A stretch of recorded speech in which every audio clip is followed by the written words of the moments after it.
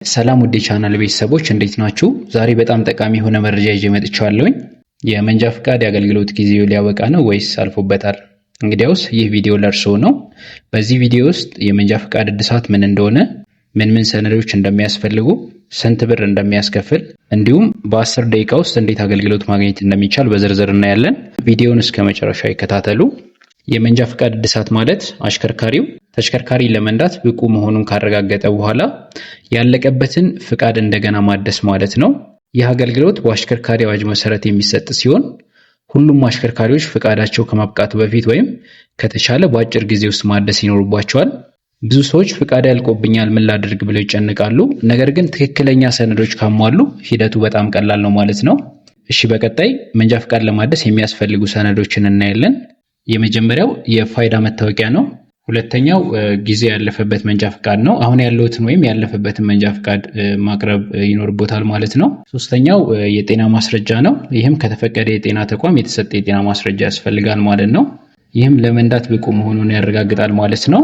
አራተኛ ጉርድ ፎቶግራፍ ያስፈልጋል።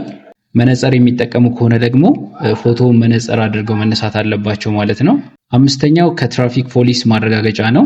ጊዜያዊ መንጃ ፍቃድ ከሆነ ከትራፊክ ማኔጅመንት ባለስልጣን አለመታገዱን የሚያረጋግጥ ማስረጃ ያስፈልጋል ማለት ነው።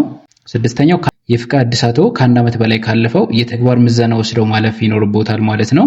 ሰባተኛ የሲኦሲ ማስረጃ ነው። ልዩ ተንቀሳቃሽ ፍቃድ ካለዎትና ከ1 ዓመት በላይ ካለፈው ከሙያ ብቃት ማረጋገጫ ኤጀንሲ ሲኦሲ ማቅረብ ይኖርቦታል ማለት ነው።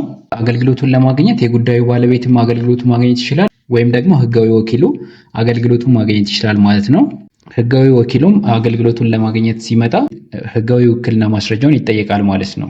የመንጃ ፍቃድ እድሳት አገልግሎት ክፍያ 1000 ብር ነው። ለደብተር ወይም ለካርድ የሚከፈለው ደግሞ 80 ብር ተጨማሪ ክፍያ አለ ማለት ነው። በድምሩ 1080 ብር ያስፈልጋል ማለት ነው። ስለዚህ አገልግሎት ለማግኘት ከመሄደው በፊት በቂ ገንዘብ መያዝ አይርሱ። እነዚህ ከላይ የዘረዘርኳቸው ሰነዶች ሁሉም ነገር ከተሟላ አዲሱ የታደሰ መንጃ ፍቃድ ይሰጣል ማለት ነው። ይህን አገልግሎት ለማግኘት በአጠቃላይ 10 ደቂቃ ብቻ ይፈጃል ማለት ነው። ነገር ግን ሰነዱ ያልተሟላ ከሆነ ተጨማሪ ጊዜ ሊወስድ ይችላል ማለት ነው። እንግዲህ ዛሬ የመንጃ ፍቃድ እድሳት ሂደትን ከሰነዶች እስከ ክፍያ ሂደት በዝርዝር ተመልክተናል ማለት ነው።